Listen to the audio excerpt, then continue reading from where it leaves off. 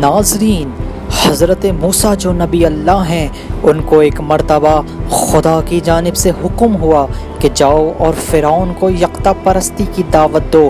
اس موقع پر حضرت موسیٰ اپنے بیوی بچوں کے بارے میں سوچنے لگے اور اللہ کی بارگاہ میں عرض کیا، پروردگار، میرے بعد میرے بیوی بچوں کی سرپرستی کون کرے گا؟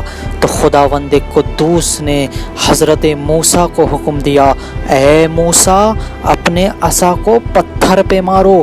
موسیٰ نے اپنا عصا پتھر پر مارا تو پتھر ٹوٹ گیا۔ اس کے اندر سے ایک اور پتھر نکلا، اس پتھر پر بھی عصا مارنے کا حکم ہوا، وہ بھی ٹوٹ گیا۔ اس کے اندر سے ایک اور پتھر ظاہر ہوا۔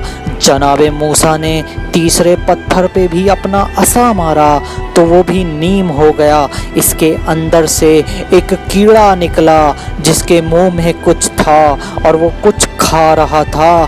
حضرت موسیٰ نے سنا کہ وہ کیڑا کہہ رہا تھا، پاک و منزہ ہے وہ ذات جو مجھے دیکھ رہی ہے، میری گفتگو سن رہی ہے، میرے ٹھکانے سے آگاہ ہے اور مجھے یاد رکھتی ہے اور مجھے فراموش نہیں کرتی۔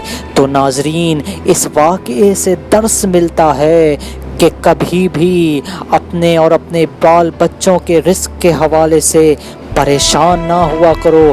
ہاں، البتہ اس کے لیے کوشش کرو، دینا خدا کا کام ہے۔